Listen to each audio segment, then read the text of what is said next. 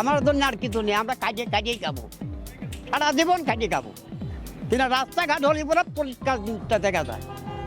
আর শহরে ভিজে দাম দরটা একটু বন্ধ করো, এই শেষ কথা, আমার আর নাই। আমাদের পাবনা যদি আপনার কোনো কারখানা যদি প্রতিষ্ঠান হয়, দেখা যাচ্ছে পাবনা উন্নয়নে যতগুলো বেকার ছেলে পেলে আছে তাতে কর্মজীবী মানুষের মানে ব্যবস্থা হয়। পাবনাতে যদি শুধু স্কোয়ার আছে, আরও যদি এমন 3-4টা রিয়েল এস্টেট বা আরও যদি ব্যবসায়ী দাঁড় করে, তাহলে হয়তো পাবনা যারা যুব সমাজ রয়েছে তাদের একটা কর্মসংস্থানের ব্যবস্থা হবে।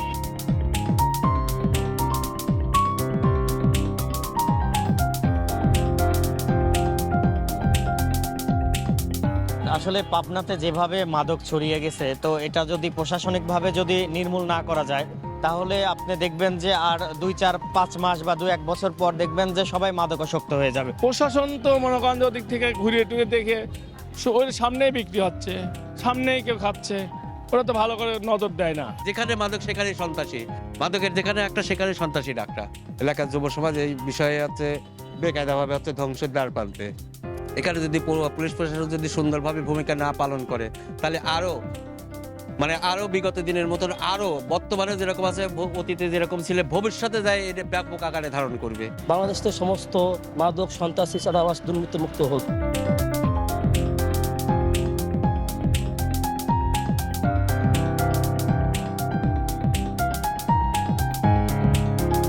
আমাদের পাবনার প্রয়োজন কি, পাবনার একটা 4 লেনের সড়ক প্রয়োজন, শিক্ষা ব্যবস্থা কিছু উন্নত করতে হবে, শিক্ষার মানটা যাতে বাড়ে, শিক্ষা যাতে ভালো হয়।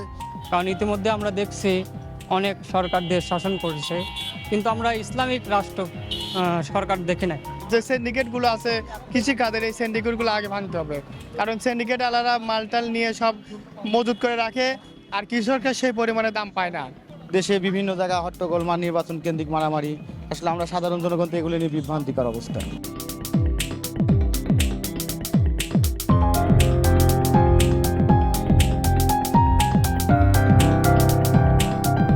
রোগীরা গেলে হতাশায় বেশি ভোগে, ঠিকভাবে চিকিৎসা পায় না। কর্তৃপক্ষকে দায়িত্ব নিতে হবে ঠিকভাবে যেন রোগীরা ভালোভাবে চিকিৎসা পায়। রাজশাহী রেফার না করে আমাদের পাবনায় যদি একটা সংস্কার করে, পাবনায় যদি একটা ভালো মানের উন্নত চিকিৎসার ব্যবস্থা করা হয়, এইটুকু। হাসপাতালে তো সেখানে কোনো চিকিৎসা হয় না, ডাক্তারের হলে ব্যবসা। ডাক্তার সাহেবের কাছে গেলে আমার যদি হয় একটা আঁচলি, সে 7 রকমের পরীক্ষা দিচ্ছে, পরীক্ষা করার পরে রিপোর্ট পাচ্ছে, রিপোর্ট পাওয়ার পরে 30টা কোম্পানির ওষুধ লিখতেছে। আমার যেখানে 1000, 1500, 2000 টাকা আমি চিকিৎসা পাবো, সেখানে আমার 20,000 টাকা খরচ করাচ্ছে। আমরা এমন একটা রাষ্ট্র চাই যেখানে কোনো চাঁদাবাজি হবে না, দুর্নীতি হবে না, একটা নেতা টাকার পাহাড় গড়তে পারবে না, এটাই আমরা আশা করি।